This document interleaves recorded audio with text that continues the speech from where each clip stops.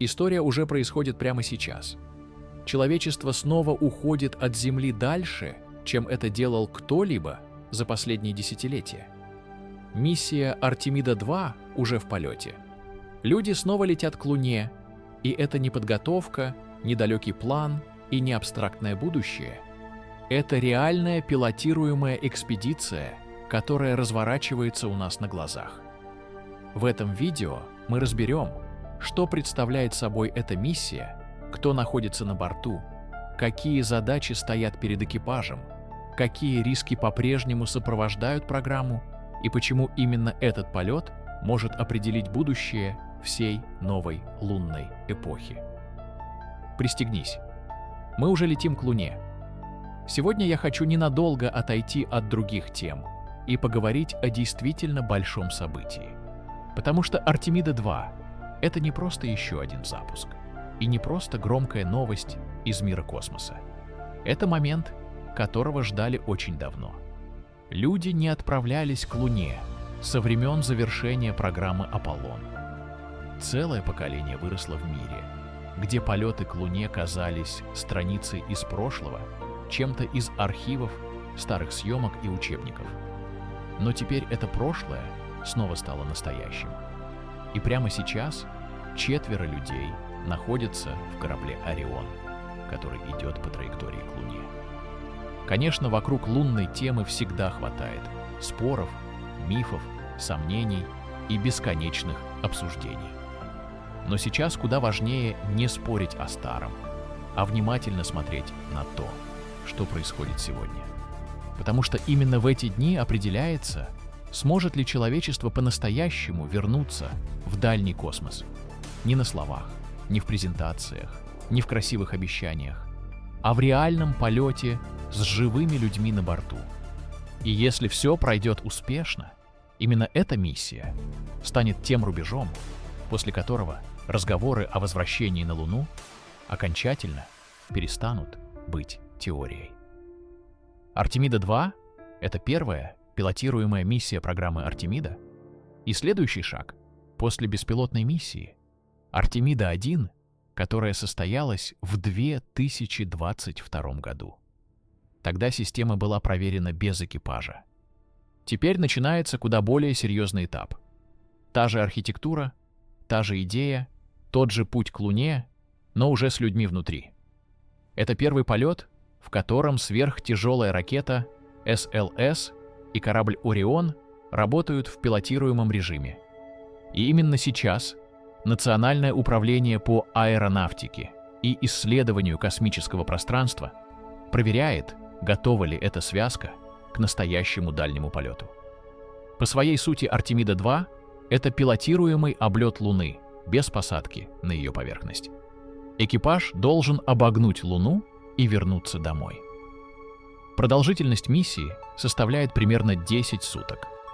Главная задача — не высадка, а проверка всех критически важных систем в условиях настоящего пилотируемого полета за пределами околоземной орбиты. Нужно убедиться, что корабль способен поддерживать жизнь экипажа, что системы управления работают надежно, что связь сохраняется, что люди могут эффективно действовать в глубоком космосе, а сама конструкция выдерживает все этапы экспедиции, от запуска до возвращения в атмосферу Земли. Старт миссии состоялся 1 апреля 2026 года с площадки 39B космического центра имени Кеннеди во Флориде. В космос отправились 4 человека. Командир экипажа Рид Уайзман, пилот Виктор Гловер, специалист миссии Кристина Кох, еще один специалист миссии Джереми Хансен из Канадского космического агентства. Именно он становится первым канадцем и вообще первым неамериканцем, который участвует в пилотируемой миссии к Луне. Уже сам состав экипажа делает этот полет историческим. Во главе экипажа находится Рид Уайзман, опытный астронавт, военный летчик и человек, который уже работал на орбите. Его задача — вести корабль через весь этот сложнейший маршрут и принимать ключевые решения в в самые ответственные моменты. Пилот миссии Виктор Гловер тоже имеет серьезный опыт и давно считается одним из самых сильных астронавтов своего поколения. Для него этот полет не просто новая страница карьеры, а участие в миссии, которая может навсегда войти в историю. Кристина Кох – одна из самых известных астронавтов современности, рекордсменка по продолжительности одиночного космического полета среди женщин. А Джереми Хансен представляет Канаду в миссии, которая уже сейчас имеет международное значение. Но за именами экипажа стоит еще более важный вопрос: на чем именно они летят и насколько эта техника действительно готова к таким нагрузкам. Основой миссии стала сверхтяжелая ракета СЛС и корабль «Орион». На бумаге это флагманская система новой американской лунной программы. Именно она должна вернуть людей в пространство между Землей и Луной, а затем стать основой для следующих пилотируемых экспедиций. Однако путь к этому полету был очень тяжелым. Разработка шла долго, дорого и сопровождалась множеством переносов, технических споров и сложных инженерных решений. Особенно много внимания всегда было приковано к кораблю «Орион». Именно он должен не просто долететь до Луны, а сохранить жизнь экипажа в глубоком космосе, защитить его при возвращении и выдержать условия, в которых человечество не работало уже больше полувека. После беспилотной миссии «Артемида-1» к теплозащите корабля возникали серьезные вопросы. Инженерам пришлось внимательно анализировать, как вел себя экран при возвращении, и вносить изменения в последующие сценарии. Это означало простую вещь. Даже после успешного беспилотного полета нельзя было сказать, что все проблемы уже позади. И именно поэтому пилотируемая проверка так важна. Есть и другая причина, почему этот полет нельзя воспринимать как обычный. Низкая околоземная орбита — это сравнительно знакомая среда. Там уже десятилетиями работают станции, корабли, грузовые миссии. Но Артемида-2 уводит людей гораздо дальше. После ключевого разгона экипаж покидает земную орбиту и отправляется в пространство, где уже нет привычной оперативной близости к Земле. Это уже не полет рядом с домом. Это переход в настоящий дальний космос. После выполнения разгона к Луне экипаж Артемиды-2 стал первым со времен Аполлона, кто покинул земную орбиту. Именно поэтому полет построен как большая последовательность проверок. Сначала старт, отделение, раскрытие солнечных батарей, проверка систем после выхода в космос, затем маневры на высоких околоземных орбитах, ручное пилотирование, демонстрация сближения, проверка поведения корабля в управляемом режиме. После этого разгон к Луне и переход в действительно глубокое космическое пространство. Уже в первые дни миссии экипаж выполнил сближение и ручные маневры. Затем прошел важные коррекции орбиты, а после разгона к Луне вышел на правильную траекторию. Позже управление миссией даже отменило один из коррекционных импульсов, потому что корабль уже шел настолько точно, что дополнительное вмешательство не потребовалось. Сейчас миссия находится в той фазе, когда до Луны остается уже совсем немного. По последним официальным сообщениям, экипаж идет по точной траектории, готовится к периоду лунных наблюдений и к облету обратной стороны Луны, который запланирован на 6 апреля. Это значит, что мы наблюдаем не подготовку к лунному полету, а сам лунный полет в его активной фазе. Корабль уже находится в глубоком космосе, а экипаж не просто тестирует аппаратуру, а проживает весь реальный цикл будущих дальних экспедиций. Но почему эта миссия вообще так важна, если посадки на Луну в этот раз не будет? Потому что без такого полета никакая высадка в будущем невозможна. Сначала нужно убедиться, что сама транспортная система работает с людьми на борту. Нужно понять, как ведет себя корабль на дальнем маршруте, как экипаж переносит условия глубокой космической среды, как работают системы жизнеобеспечения, как проходит сон, как меняется нагрузка на организм, как выстраивается связь с Землей, как астронавты действуют в ограниченном объеме капсулы в течение многих суток. Все это не второстепенные детали, а фундамент следующего этапа. Отдельная тема — радиация. Когда корабль находится далеко от Земли, экипаж уже не защищен планетой так, как на низкой орбите. Это означает, что на первый план выходит реальный вопрос. Насколько человек готов к длительным полетам за пределами околоземного пространства? Поэтому в ходе миссии собираются данные о воздействии космической среды, о самочувствии экипажа, о работе организма, о сне, активности и общем состоянии людей в полете. Для будущих экспедиций эти данные будут буквально на вес золота. Есть и чисто психологический момент, который часто недооценивают. На околоземной орбите астронавты все равно ощущают близость планеты. Земля рядом. Полет визуально связан с домом. Но здесь все иначе. Чем дальше летит Орион, тем сильнее меняется само восприятие полета. Перед экипажем — Луна, позади — удаляющаяся Земля. А вокруг — огромная пустота, в которой любая мелочь вдруг начинает иметь значение. Любой звук, любое уведомление, любой нештатный сигнал — именно такие миссии проверяют не только технику, но и человека. И в этом смысле особенно интересно, что уже на раннем этапе полета экипажу пришлось столкнуться с реальной бытовой неполадкой.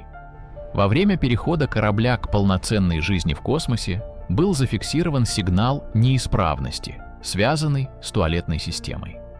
На первый взгляд это звучит почти комично, но в реальности именно такие вещи и показывают, что космос не прощает мелочей. Даже самый великий полет к Луне все равно состоит не только из красивых кадров в иллюминаторе, но и из сотен технических и бытовых деталей, каждая из которых влияет на надежность всей миссии. Позже наземная команда и экипаж восстановили штатную работу системы. Отдельного внимания заслуживает и ручное пилотирование. На 4-е сутки миссии экипаж выполнил демонстрацию ручного управления уже в глубоком космосе. Это важнейшая проверка, потому что даже в эпоху автоматических систем пилотируемый корабль должен оставаться понятным и предсказуемым в руках астронавтов.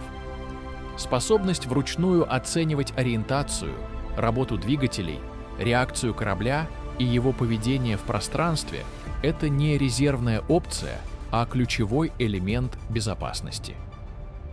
Кристина Кох и Джереми Хансен уже проводили такую проверку, а позже аналогичную демонстрацию должны повторить Рид Уайзман и Виктор Гловер. Если смотреть на эту миссию шире, становится ясно. Артемида-2 — это не просто один красивый пролет вокруг Луны. Это экзамен для всей архитектуры новой лунной программы. Проверяется ракета, проверяется корабль, проверяется работа наземных команд, проверяется логистика запуска и возвращения, проверяются действия экипажа в длинном автономном полете, проверяется сам принцип. Можем ли мы в 21 веке снова уверенно отправить людей за пределы земной орбиты и вернуть их назад? И именно от ответа на этот вопрос зависит, что будет дальше. Потому что следующая большая цель уже не просто облет, а возвращение человека на лунную поверхность.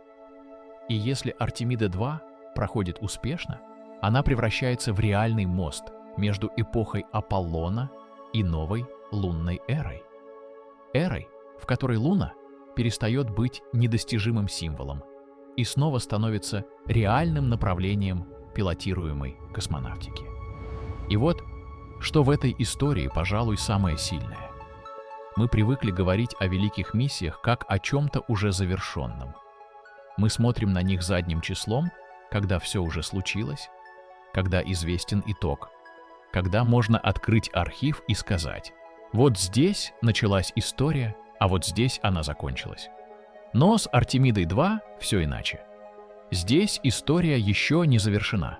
Она идет прямо сейчас. Пока ты слушаешь этот текст, корабль «Орион» продолжает путь. Экипаж работает, отдыхает, проводит проверки, готовится к важнейшему участку траектории и приближается к Луне. Именно поэтому за этой миссией так интересно следить. Мы видим не пересказ прошлого, а настоящее событие, настоящий полет, настоящую проверку, настоящий риск и, возможно, начало настоящего возвращения человечества в дальний космос. Когда-то полеты к Луне были символом предела человеческих возможностей. Потом они превратились в воспоминания. А теперь снова становятся реальностью. Да, это еще не высадка. Да, это еще не постоянная база. Да, это только один корабль и 4 человека. Но именно с таких полетов и начинается новая эпоха. Сначала испытание, потом уверенность, потом следующий шаг. И если Артемида-2 выполнит свои задачи так, как рассчитывают в центре управления, человечество получит не просто успешную миссию, а доказательство того, что дорога к Луне снова открыта. Так что Артемида-2 — это гораздо больше, чем просто новости про космос. Это ответ на вопрос, который висел в воздухе много лет. Способна ли наша цивилизация снова уйти дальше орбиты и сделать это не ради символического жеста, а ради нового этапа освоения пространства? Прямо сейчас этот ответ пишется в реальном времени. И, возможно, через много лет именно на эту миссию будут смотреть как на тот самый момент, когда возвращение к Луне перестало быть обещанием и стало фактом. На этом все. Если тебе интересна тема космоса, и ты хочешь, чтобы я дальше следил за миссией Артемида-2, разбирал ее этапы, обновления и все самое важное простым и понятным языком, обязательно поддержи видео. Потому что сейчас мы наблюдаем действительно редкий момент. Не просто запуск, не просто шоу, а живую историю, которая происходит у нас на глазах.